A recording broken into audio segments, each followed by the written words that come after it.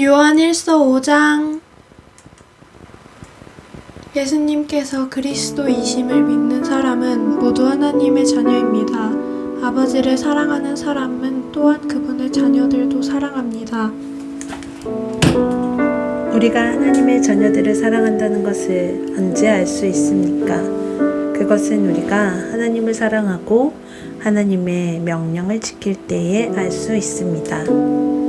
하나님을 사랑한다는 것은 그분의 명령을 지키는 것을 의미합니다. 하나님의 명령은 우리가 지킬 수 없을 만큼 그렇게 힘든 것이 아닙니다. 하나님의 자녀라면 누구나 다 세상을 이길 힘을 갖고 있습니다. 세상에 대해 이길 수 있는 승리는 우리의 믿음에 있습니다.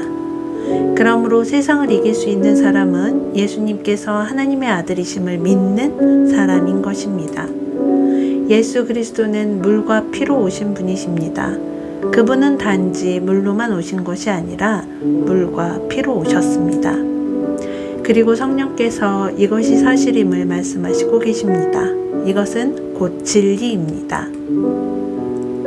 그러므로 증언하는 세 증인이 있으니 곧 성령과 물과 피입니다. 이 셋은 서로 일치하고 있습니다. 사람들이 어떤 것이 사실이라고 말할 때 우리는 그것을 믿습니다. 하물며 하나님께서 말씀하시는 것은 더욱더 중요하지 않겠습니까? 하나님께서는 당신의 아들에 관한 진리를 우리에게 말씀해 주셨습니다. 하나님의 아들을 믿는 사람은 하나님께서 말씀하신 진리를 가지고 있는 사람입니다. 하나님을 믿지 않는 사람은 하나님을 거짓말쟁이로 만드는 것입니다. 그런 사람은 하나님께서 그의 아들에 관해 말씀하신 것을 믿지 않습니다. 하나님께서 우리에게 말씀하신 것은 하나님이 우리에게 영원한 생명을 주셨다는 것과 이 생명이 바로 그의 아들 안에 있다는 것입니다.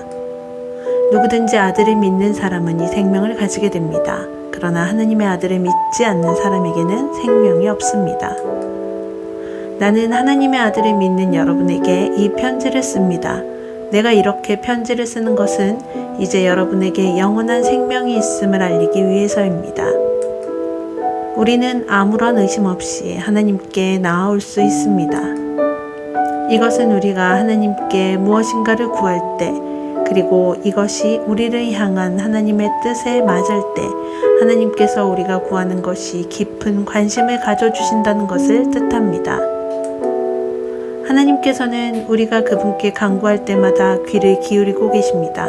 그러므로 우리는 우리가 구한 모든 것을 그분께서 주시리라는 것을 알 수 있습니다.